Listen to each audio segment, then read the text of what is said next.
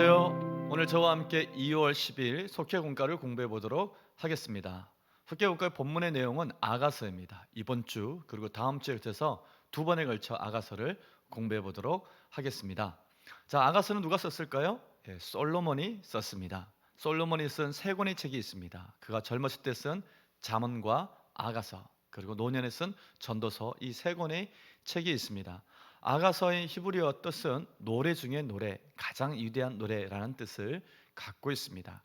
아가서의 배경을 살펴보면은 솔로몬이 왕이 되기 직전에 에브라임 지방을 방문하게 됩니다. 에브라임 지방은 포도원이 많은 지방입니다. 그곳에서 한 포도원을 방문하게 되는데, 그 포도원 지기가 죽고 그의 아내가 두 아들과 두 딸을 데리고 관리하고 있었던 포도원입니다. 그런데 그의 장녀였던 슬람미 여인이 주로 포도원을 맡아서 관리를 했습니다. 그 이유는 이복 오빠들이었던 두 오빠가 슬람미 여인에게 모든 일을 시켰기 때문에 그렇습니다.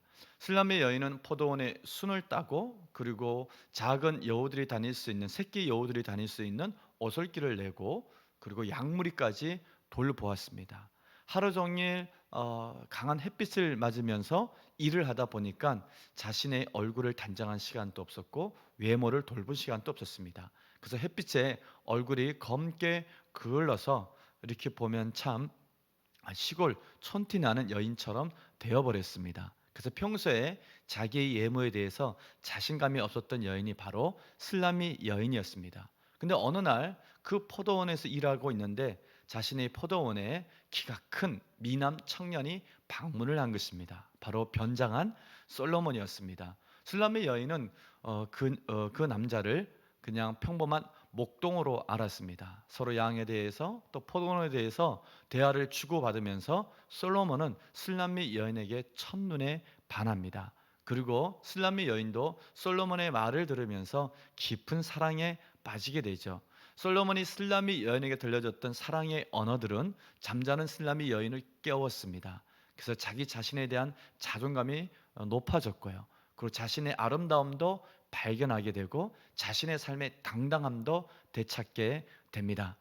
깊은 사랑의 교제를 나누던 어느 날 솔로몬은 슬라미 여인에게 이렇게 얘기합니다. 내가 풍성한 선물을 준비해서 다시 꼭 당신을 데리러 오겠다고 얘기했죠. 청혼을 한 것입니다.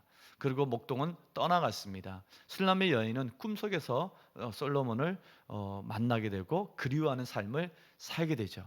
그런데 약속한 대로 어느 날 왕의 복장을 한 그 청년이 다시 자신을 찾아온 것입니다. 바로 솔로몬이 왕이 되어서 슬람미 여인을 자기 아내로 맞이하기 위해서 에브라임 지방을 다시 찾았던 것입니다. 이 이야기를 이렇게 듣고 있으면 다시 오실 주님이 생각이 납니다. 왕 대신, 만왕의 왕 대신 주님이 다시 재림주로 오셔서 신부된 우리들을 거룩한 신부로 맞이하게 되는 그 장면을 떠올리게 됩니다. 여러분, 그런데 아가서를 읽다가 많은 사람들이 하는 질문 중에 하나는 무엇이냐면은, 아가서 6장 8절을 보면 당시 솔로몬의 아내가 140명이었습니다. 왕비가 60명, 후궁이 80명이 있었습니다. 근데 후대의 기록을 보면은 솔로몬은 그의 아내가 무려 1000명까지 늘어나게 됩니다. 이렇게 많은 아내를 두었던 솔로몬이 정말 술람미 여인과 했던 이 대화, 사랑의 고백들이 진실이었을까, 진심이었을까라고 의심하게 됩니다. 이에 대해서 성경학자들은 이렇게 얘기를 합니다. 당시 솔로몬이 맺었던 했던 혼인은 대부분 정략적인 결혼이었다. 정치적 이유 때문에, 또 그쪽 지역의 평화를 위해서 했던 정략 결혼이었기 때문에 어떤 사랑의 감정이 없었다는 것이죠. 그런데 정치적 목적 외에 순수하게 한 여인을 만나 사랑을 나눈 것은 슬람미 여인이 유일했다라고 얘기하고 있습니다. 그래서 솔로몬이 슬람미 여인에게 했던 그 사랑의 고백들은 다 진심이었고, 둘은 지고주순한 정말 아름다운 사랑을 나누었다라고 하는 것이 성경학자들이 얘기하는 대답입니다. 자, 아가서는 두 가지 해석이 가능합니다. 하나는 자연적인 해석, 또 하나는 영적인 해석입니다. 자연적인 해석은 이 아가서를 청년 솔로몬과 또 술람미 여인 간의 지고지순한 사랑의 이야기, 러브 스토리로 보는 견해입니다. 이 견해는 부부의 아름다운 사랑에 관한 성경적 원칙들을 강조하고 있습니다. 아가서에서 이루어지는 솔로몬과 술람미 여인의 그 사랑의 배경은 동산입니다. 그리고 전원을 배경으로 하고 있습니다. 그래서 에덴 동산을 떠올리게 되죠. 에덴 동산에서 아담과 하와는 벌거벗었지만 그러나 지고지순한 사랑을 나누었듯이 솔로몬과 슬라미를 통해서 다시 회복된 부부간의 사랑의 모델을 제시하고 있는 것입니다. 또 다른 해석은 영적인 해석입니다. 그것은 이 자연적인 남녀의 아름다운 사랑 뒤에는 하나님과 이스라엘 백성의 아름다운 사랑의 관계가 있다고 보는 상징적 해석입니다. 하나님과 이스라엘 백성 또는 예수 그리스도와 교회와의 관계를 아름다운 부부의 사랑의 관계로 해석하고 있는 것입니다. 예레미야서 또는 호세아서에 보면은 하나님과 이스라엘 백성을 혼인 관계로 표현합니다. 호세아서에 보면은 내가 너에게 장가들었다. 또 예레미야서 2장에 보면은 내가 신혼 때의 사랑을 기억한다. 그래서 하나님과 이스라엘 백성의 관계는 신랑과 신부의 관계, 혼인의 관계, 부부의 관계로 구약 성경은 표현하고 있습니다.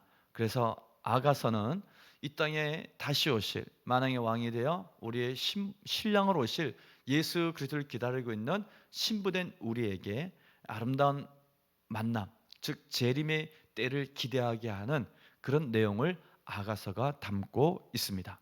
자, 그러면 이와 같은 내용을 배경으로 오늘의 본문을 또 배경으로 문제풀이에 들어가도록 하겠습니다. 첫 번째 문제는 슬람미 여인은 솔로몬 왕에 대한 자신의 지고주순한 사랑을 무엇에 빗대어 표현하나요? 보면 첫 번째는 포도주에, 그리고 두 번째는 향기름에 빗대어 표현합니다. 포도주는 달콤한 사랑을 의미하는 것이고 향기름은 사랑스럽고 아름답다는 것을 의미하고 있습니다.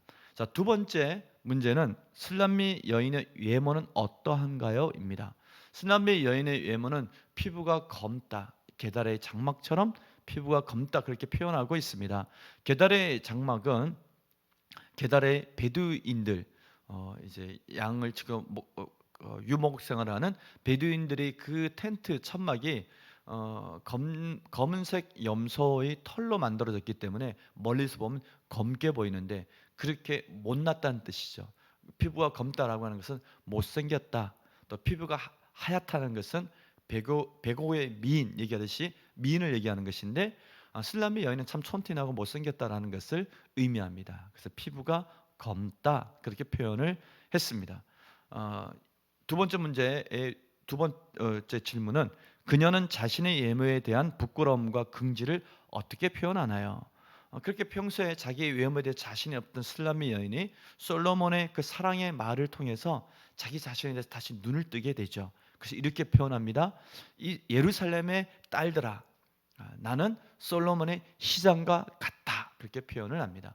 솔로몬의 희장은 이제 솔로몬이 궁 바깥으로 나올 때 쳤던 희장을 얘기하는데 가장 화려한 모습을 하고 있습니다. 그처럼 자기 자신에 대해서 자신감을 갖는 거죠. 자기만의 아름다움, 어여쁨, 그것을 자신 있게 얘기하는 슬람미 여인의 모습을 보게 됩니다. 자, 그럼 마지막으로 말씀 다지기 읽고 오늘 교육을 마치도록 하겠습니다. 주님을 사랑하고 그분 앞에 오랜 시간 머무는 사람에게는 그분의 향기가 납니다. 슬람미 여인은 왕과 더욱 친밀하고 싶은 욕망을 입맞춤으로 표현하며 그의 사랑이 포도주보다 낫고 향기름과도 같다고 표현합니다. 포도주는 잠시 육신의 갈증을 풀어줄 뿐이지만 성령으로 충만하면 영혼의 갈증이 풀어집니다. 향기름은 그 향으로 많은 이의 마음을 기쁘게 한다는 면에서 그리스도께서 우리 삶에 미치는 영향력을 상징적으로 보여줍니다. 사람들이 그리스도인인 나를 통해 충만한 주님의 임재와 그리스도의 향기를 경험한다면 결국엔 그들도 주님을 사랑하게 될 것입니다. 아멘. 우리가 아가서를 통해서 하나님과 우리의 사랑, 또 부부간의 아름다운 사랑을 배워갔으면 좋겠습니다.